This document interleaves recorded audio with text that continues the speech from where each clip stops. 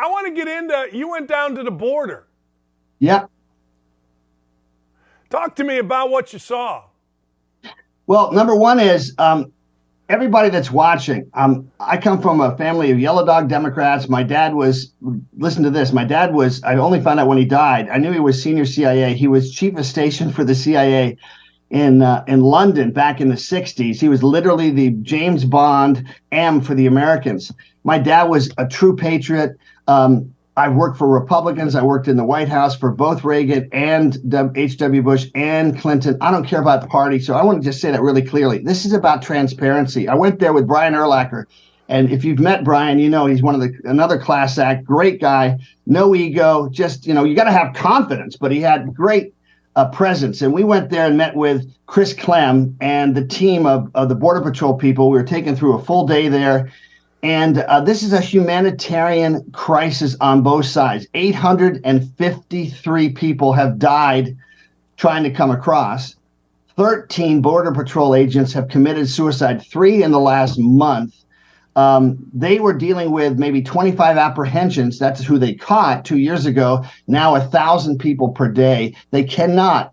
It's just not humanly possible to make sure that they have figured out who are the people that are drug traffickers, bringing in fentanyl, which is now killed, we think, not just 100,000, frankly, a lot more, plus 200,000 opioids. That's 300,000 deaths, people. And yet this story is not being told. So I want people to realize this is a humanitarian crisis for the Border Patrol people who are not getting assistance and for the people that have legitimate reasons to want to come to this country. They're fleeing oppression. They're fleeing, the kind of daily danger. And then they're made to pay for it by the cartels by, giving 5,000 to 20,000. And if they can't pay, guess what? They have to transport drugs or allow one of the members of their family to be kidnapped, killed, raped, tortured, or become human trafficked. So, it's just not right. It's about transparency. It's about honesty. And when you meet the Border Patrol people, like everything, they're probably 5% of the people in the world that you meet that are just jerks, okay? Whether it's on the football field or anywhere else. Policemen, same thing. But 95% pretty much want to do the right thing absolutely all the time. And they're putting themselves in danger all the time. So it's just not right, because then when the little town in Kansas gets 40 people from, let's say, Brazil that don't speak English and that have, some serious health issues, very serious health issues, that little hospital in that town has suddenly several $1 million of costs they can't manage, or, we talk about crime, et cetera. And then there are the real people who are family-oriented, kind people who are just trying to get away from what they're dealing with. So don't put it in one little envelope, one little wastebasket, one little codicil. It's a human issue. Everybody has a different story, but I'm just there for these Border Patrol people, these first responders, right, that are dealing with daily pressure, daily pain, dealing with witnessing horrendous things happening to some of these people trying to cross the border. Nick, when Biden went down there, what did you think?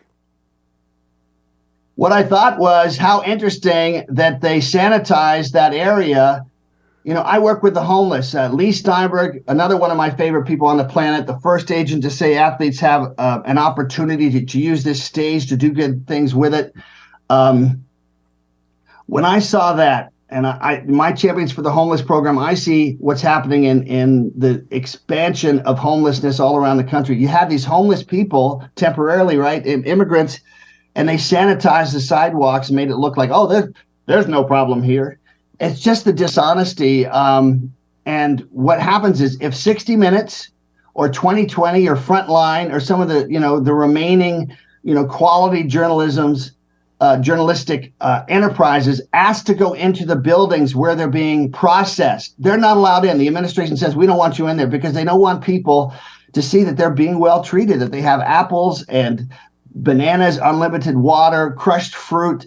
They have air conditioning. They have locations for the kids that have no one. They have babysitters, if you will, or, people that are trained for that. They have families. Of course, there's only so many people they can fit in these facilities, so it's just overrun at times. But they don't want to show that they're being treated really well.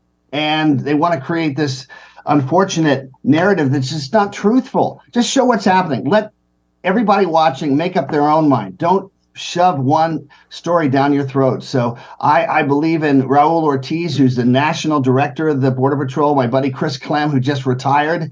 I wouldn't be surprised if he comes out and starts talking about it now that he can, because it's about honesty. And in America, we want the people that want to come and contribute to this country. It's a great country. We can be greater by having more people that care about us and care about this country come in. But for the people that have other motives, we need to figure out a way to make sure they don't get in. Urlacher was on my show last thing, and I said, okay, what's the deal? He said the policies shift, and you can make this political. Maybe it is political. From Trump to Biden has exasperated this situation. What did you see relative to policy and relative to a policy shift? There's no policy. There's no policy. The only policy is don't do anything. Open the floodgates. Don't help the people that are overwhelmed, that are committing suicide, that have huge PTSD issues. Don't do something to make sure that it's at least a safer experience for those people that are trying to do the right thing, even as they're desperate as well. By the way, in Yuma, we were showed by Chris Clem. We were on the water. We're showing where it's dangerous crossing. And there's a place where there's a highway about 700 yards at most, less than half a mile from the border. And over here is Mexico. Over here is Canada. And across the water is Arizona. And so I had this image of people walking for days in the desert, right? Well, in reality, they get a license from the Mexican government, and 90% of these people come from 115 other countries than Mexico. So there's another one, because some of them really are, a good percentage are legitimate in terms of their motives. They're let off, and they're dressed quite well, and they're let off at this highway less than half a mile away, and then they walk, and some of them, a couple of them, a few of them have, even the ladies have high heels, and when you see them, they did not have to suffer through the desert. So they paid a lot of money to get in there. Unfortunately, more than enough get trapped in this cartel economy that is burgeoning. Some say $11 billion per day. But most importantly, it's bringing drugs and fentanyl.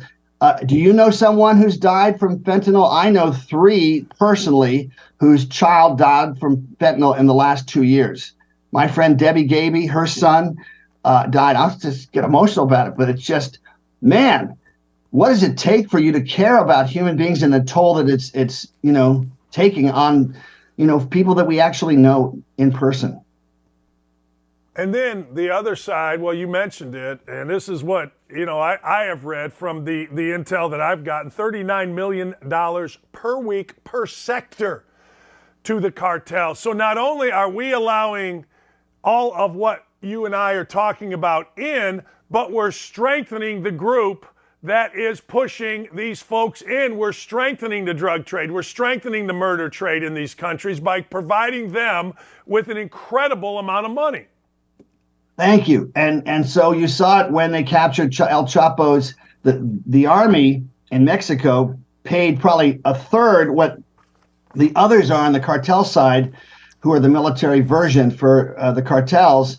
And they capture El Chapo's son, and then they're shooting at planes, trying to get them to crash, to just to threaten the Mexican government, the few that are not unfortunately corrupted by the system. It's just overwhelming money in a land where there is a lot of poverty to begin with.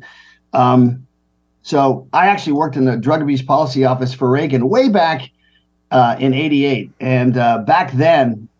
It was bad enough, but now we've created an economy for the cartels, and that can only mean worse things for politicians and the threats to their own families if they provide policies that actually make it better for the rest of us.